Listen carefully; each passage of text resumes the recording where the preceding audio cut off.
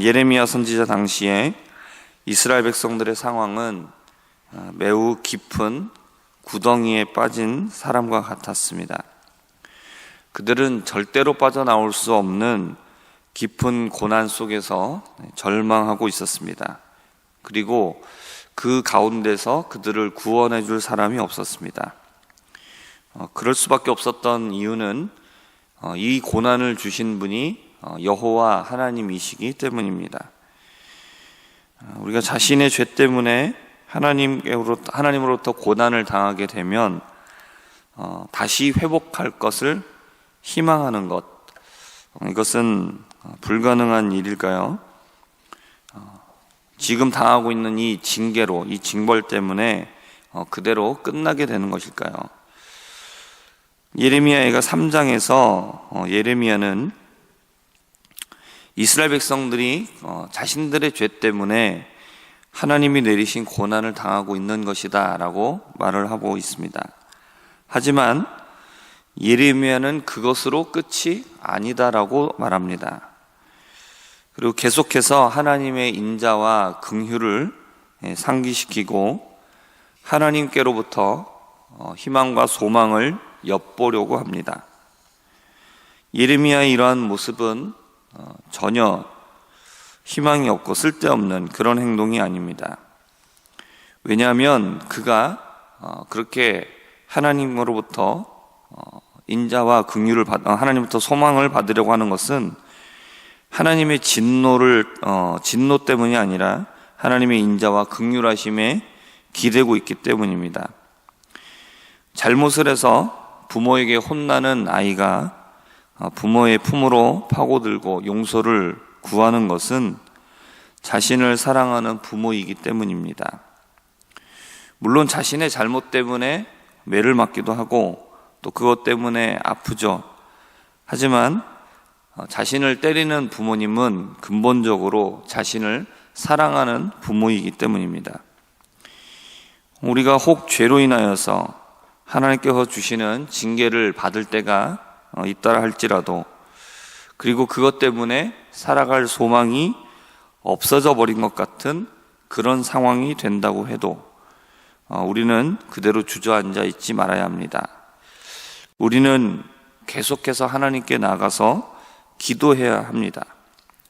그렇게 되는 이유는 주께서 인생으로 고생하게 하시며 계속하게 근심하게 하시는 것은 본심이 아니기 때문입니다.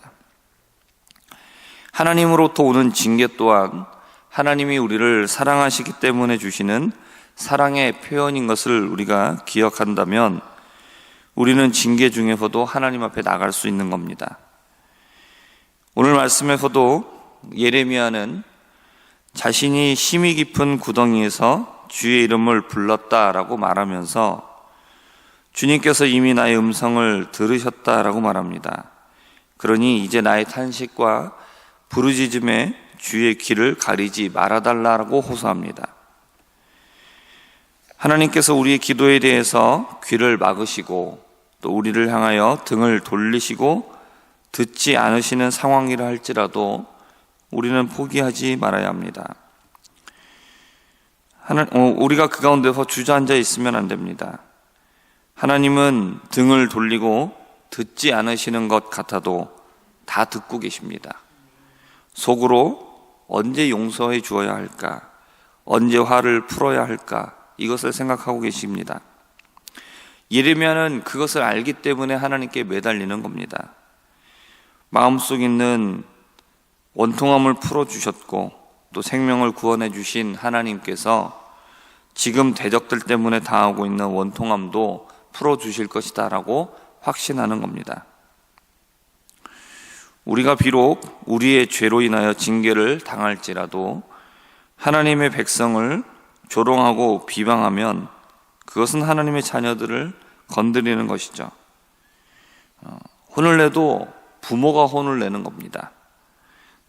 부모 외에 옆에 사람이 혼내도록 놔두지 않는 것처럼 하나님은 하나님의 자녀들이 잘못했을 때 혼내는 것은 하나님이 하시는 겁니다.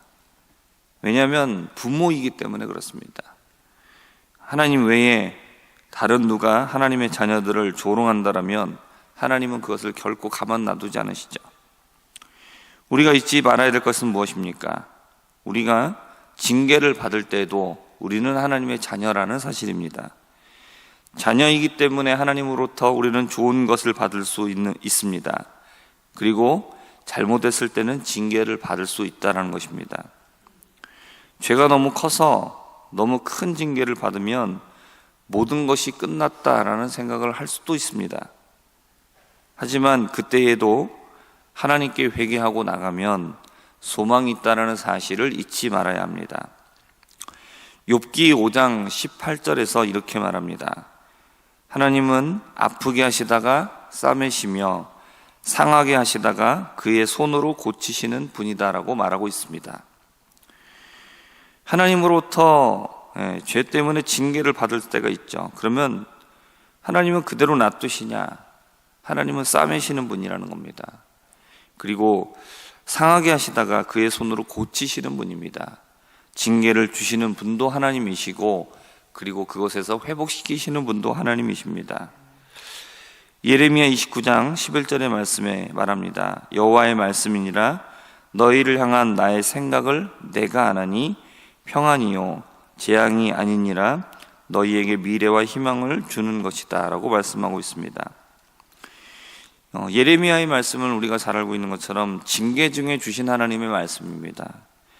징계를 받으면 어떻게 생각하겠습니까? 하나님이 나를 싫어하시는구나, 나를 미워하시는구나, 그리고 나는 이제 하나님으로부터 더 이상 받을 것이 없는, 희망과 소망이 없는 거구나 라고 생각을 하게 됩니다. 그것이 하나님의 생각이라고 우리는 판단하는 것이죠.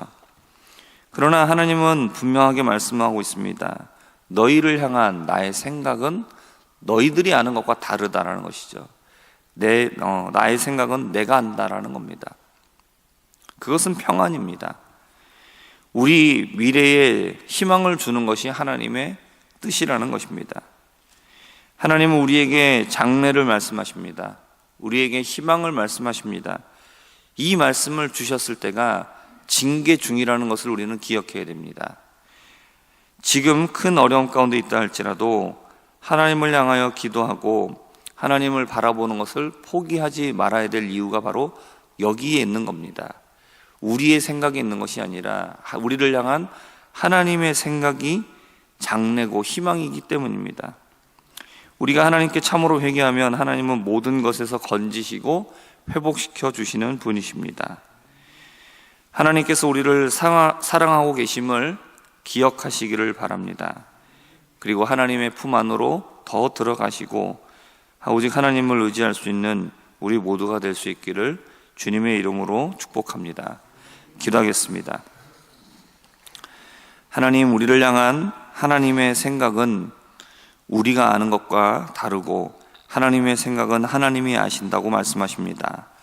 우리를 향한 하나님의 생각은 평안이며 우리에게 미래와 희망을 주는 것이라고 말씀하고 있습니다. 우리가 진노 중에도 하나님의 징계 중에서도 우리가 희망과 소망을 가질 수 있는 근거가 오늘 우리에게 주신 말씀에 있는 줄 믿사오니 하나님, 우리가 비록 하나님의 징계를 받는다 할지라도 우리가 희망과 소망을 놓치지 않게 하여 주시고 하나님만을 바라보고 하나님 앞에 더 나아가 기도하고 또한 참으로 회개할 수 있는 우리 모두가 되게 하여 주옵소서. 하나님, 우리의 장래에 희망과 소망이 있음을 깨닫고 오직 하나님의 품 안을 벗어나지 않게 하여 주옵소서. 감사드리며 살아계신 예수님의 이름으로 기도합니다. 아멘.